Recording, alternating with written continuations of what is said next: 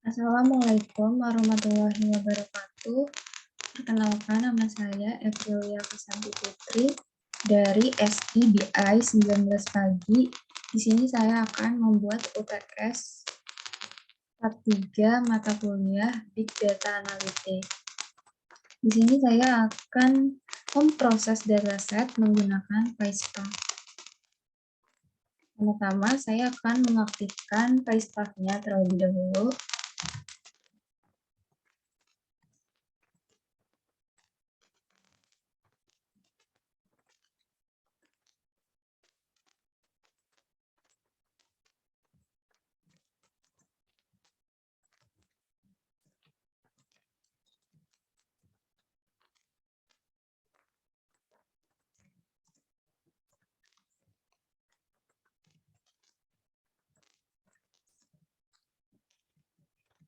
Kemudian selanjutnya akan saya sambungkan ke Jupyter Notebook.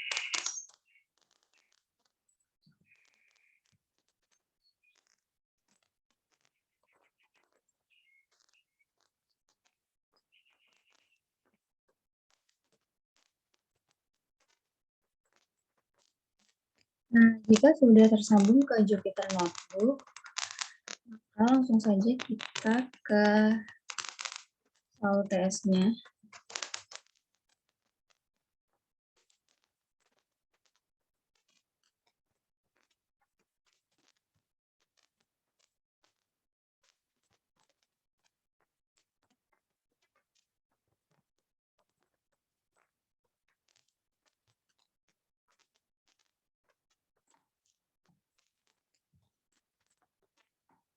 Di sini soal UTS-nya yang pertama, carilah sebuah dataset dengan format CSV dari kaggle.com yang memiliki minimal 10 kolom dan 10.000 instance atau baris data.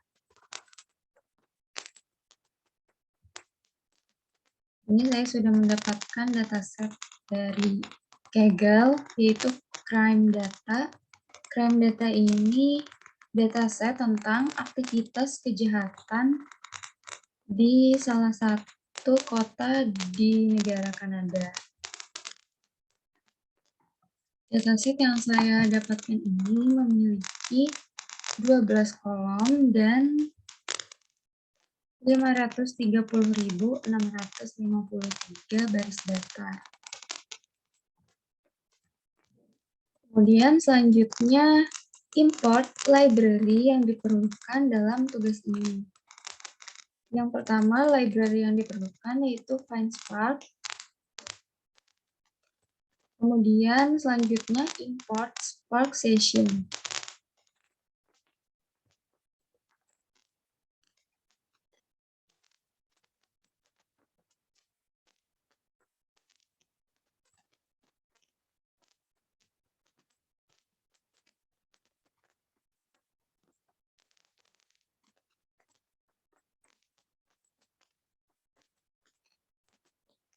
Selanjutnya import sys. Nah, perintah import sys ini untuk menampilkan Python dan Spark versi berapa yang ada di laptop kita.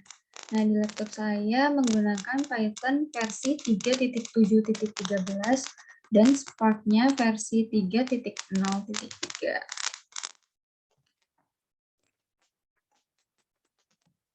Kemudian perintah yang ketiga yaitu baca file yang didapatkan di nomor 1 dengan terlebih dahulu, men-set atribut, nama file, tipe file, apakah menggunakan header, tidak menggunakan invert schema, separator yang digunakan. Nah, di sini file location atau nama file dari dataset saya adalah crime-data.csv. Kemudian kita run. Kemudian selanjutnya ada file type atau tipe filenya, yaitu CSV. Kemudian di sini invert skemanya yaitu false. First row is header-nya true. Kemudian di sini ada delimiter. Delimiter yang ada pada dataset saya yaitu titik koma.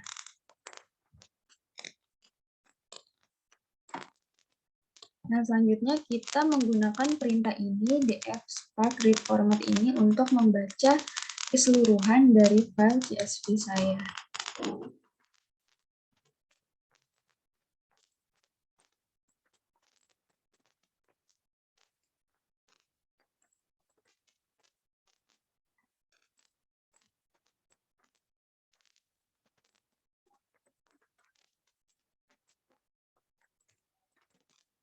Nah, itu sudah berhasil. Selanjutnya yaitu tampilkan metadata atau skema yang digunakan.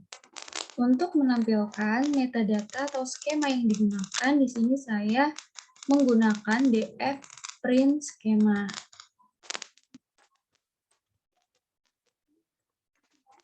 Nah, di sini sudah ada menampilkan semua kolom dan tipe data dari dataset yang saya gunakan. Di sini type tipe datanya string, year string, month string, day string, hour string, minute string, hundred block string, neighborhood string, x string, y string, latitude string, dan longitude string. Selanjutnya di sini ada dfg types. Jika dfg types ini hanya menampilkan kolom dan tipe data saja.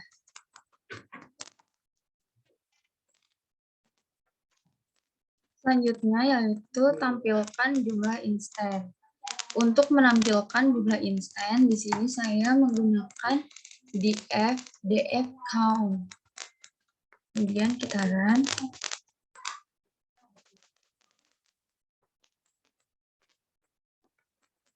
Nah, di sini sudah muncul outputnya, yaitu jumlah total record atau jumlah instan pada crime dataset adalah 530.652 instance atau baris data. Perintah selanjutnya yaitu tampilkan semua kolom dan berikan penjelasan data apa yang disimpan dalam setiap kolom yang digunakan. Yang pertama, untuk menampilkan semua kolom, saya menggunakan df kolom. Di sini sudah tampil semua kolom yang ada di dataset saya. Ada 12. Kemudian berikan penjelasan data apa yang disimpan dalam setiap kolom yang digunakan. Untuk penjelasannya kita langsung ke Excel-nya aja. Di sini kolom pertama yaitu type atau tipe-tipe kejahatan yang ada pada salah satu kota di negara Kanada. Yang pertama ini ada other theft atau pencurian. Selanjutnya ada break and enter residential. Ini adalah masuk ke perumahan orang tanpa izin. Kemudian di sini ada mischief. Mischief ini adalah pembuat onar atau pembuat masalah. Kemudian ada lagi offense against a person. Offense against a person ini adalah melakukan pelanggaran terhadap orang lain. Selanjutnya ada kolom year. Year ini adalah tahun ketika aktivitas kejahatan tersebut dilaporkan. Di sini ada tahun 2003, ada tahun 2004, 2005, 2006, 2007, dan yang lain-lain. Kemudian di sini ada month atau bulan. Di sini adalah bulan ketika aktivitas kejahatan tersebut dilaporkan terjadi. Di sini ada bulan 5, bulan 4, bulan 3, bulan 6, bulan 2, bulan 7, bulan 1, dan lain-lain.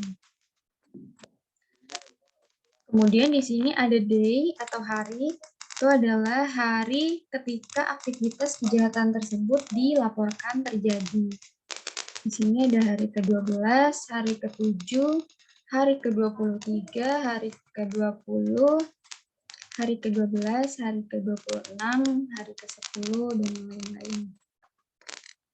Kemudian di sini ada hour atau jam. ketika aktivitas kejahatan tersebut dilaporkan terjadi. Di sini ada pukul 16 atau jam 4 sore, ada pukul 15 atau jam 3 siang, ada pukul 11, ada pukul 17 atau jam 5 sore, ada pukul 20 atau jam 8 malam, dan yang lain-lain. Kemudian di sini ada menit atau menit ketika aktivitas kejahatan tersebut dilaporkan terjadi. Di sini ada menit ke-15, menit ke-20, menit ke-40, menit ke-15, menit ke-45, dan yang lain-lain. Kemudian di sini ada 100 block. 100 block ini adalah lokasi umum aktivitas kejahatan tersebut dilaporkan terjadi. Jadi ini adalah lokasi umum atau biasanya lokasi umum tempat terjadinya aktivitas kejahatan tersebut terjadi. Di sini ada di Terminal A, Wiltshire ST, ada di Windsor ST, Albany ST, dan lain-lain. Kemudian selanjutnya ada kolom neighborhood. Di sini adalah lokasi atau tempat terjadinya aktivitas kejahatan tersebut dilaporkan. Di sini ada Strathcona, ada Kerrisdale, ada Dunbar, ada Grandview, ada West End, dan yang lain-lain. Kemudian selanjutnya di sini ada kolom X dan kolom Y. Kolom X dan Y ini adalah titik koordinat atau nilai koordinat yang diproyeksikan. Kemudian di sini ada latitude. Latitude ini adalah nilai koordinat yang diproyeksikan ke garis lintang. Kalau longitude ini adalah nilai koordinat yang dikonversikan ke garis bujur. Setelah itu ke perintah selanjutnya, yaitu pilih 6 kolom yang akan digunakan dalam proses selanjutnya, simpan dalam sebuah list, dan dengan menggunakan metode select, pilih kolom-kolom ini. Di sini yang pertama saya akan membuat sebuah list dulu bernama select column, yang isinya adalah 6 kolom yang sudah saya pilih untuk digunakan dalam proses selanjutnya. Di sini saya memilih kolom type, year, month, day, hour, dan minute. Kemudian setelah itu kita menggunakan metode select, yaitu df select dan select column yang berisi 6 kolom yang sudah saya pilih tadi. Nah, untuk menampilkannya kita menggunakan df show. Nah, kemudian di sini sudah muncul 6 kolom yang sudah saya pilih tadi, yaitu type, year, month, day, hour, dan minute.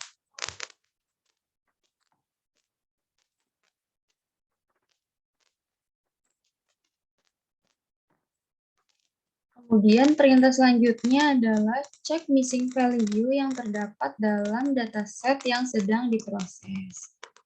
Nah, untuk mengecek missing value, pertama-tama saya menggunakan import PySpark SQL function.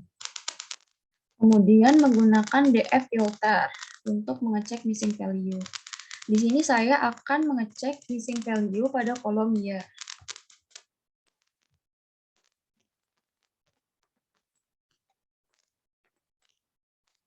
Nah, di sini tampil output 0, artinya di dalam kolom year tidak terdapat missing value.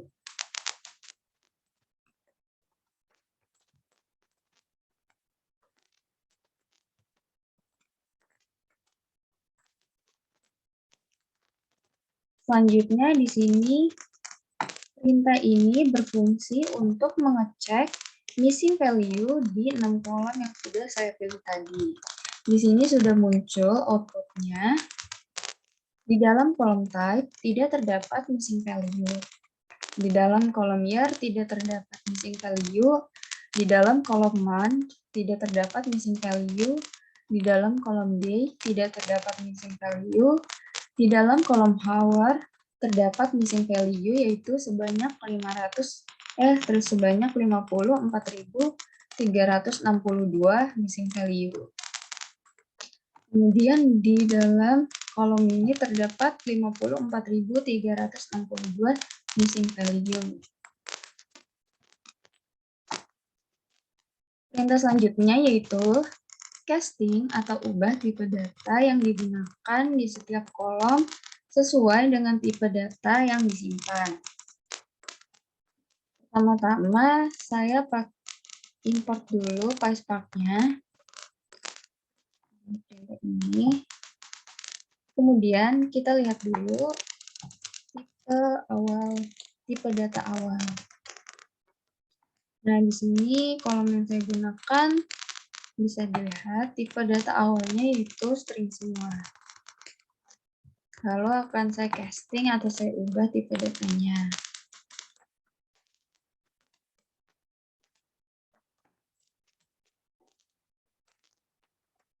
Nah, di sini column type akan saya ubah tipe datanya menjadi integer. Kolom minute akan saya ubah tipe datanya menjadi float. Kolom month akan saya ubah tipe datanya menjadi float. Kolom hour akan saya ubah tipe datanya menjadi float. Dan kolom year akan saya ubah tipe datanya menjadi float. Dan kolom day akan saya ubah tipe datanya menjadi date.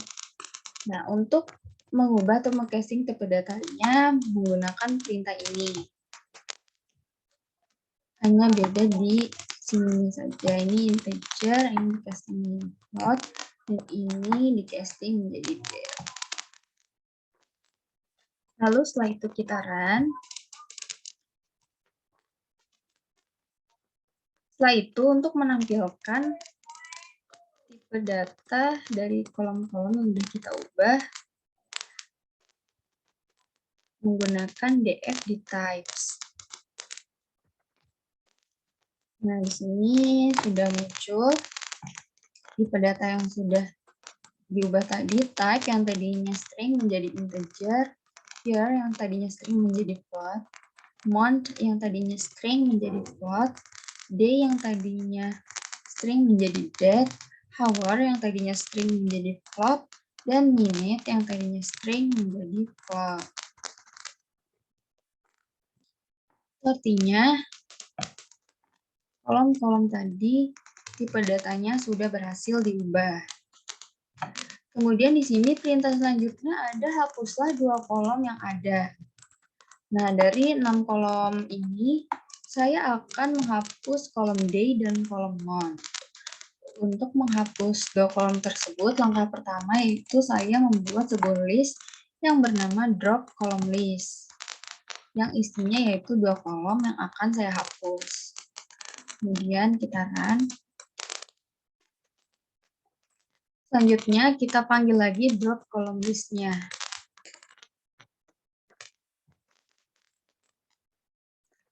Nah, selanjutnya untuk menghapus 2 kolom tersebut, saya memakai perintah atau script df drop. Df drop kemudian drop column list yang isinya 2 kolom tadi. Kemudian kita run. Kemudian untuk mengetahui hasilnya kita akan menggunakan df1 titik show, dan ini saya menggunakan 5 fungsinya untuk menampilkan 5 data teratas dari kolomnya. Nah, kemudian di sini sudah muncul hanya ada 4 kolom karena 2 kolom yang day dan month sudah saya hapus. Nah, di sini hanya muncul 1, 2, 3, 4, dan 5 data teratas saja karena di sini saya ketikkan 5.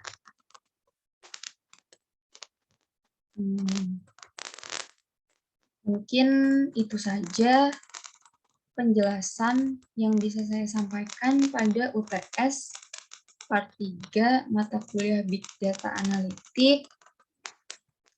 Kurang lebihnya mohon maaf. Wassalamualaikum warahmatullahi wabarakatuh.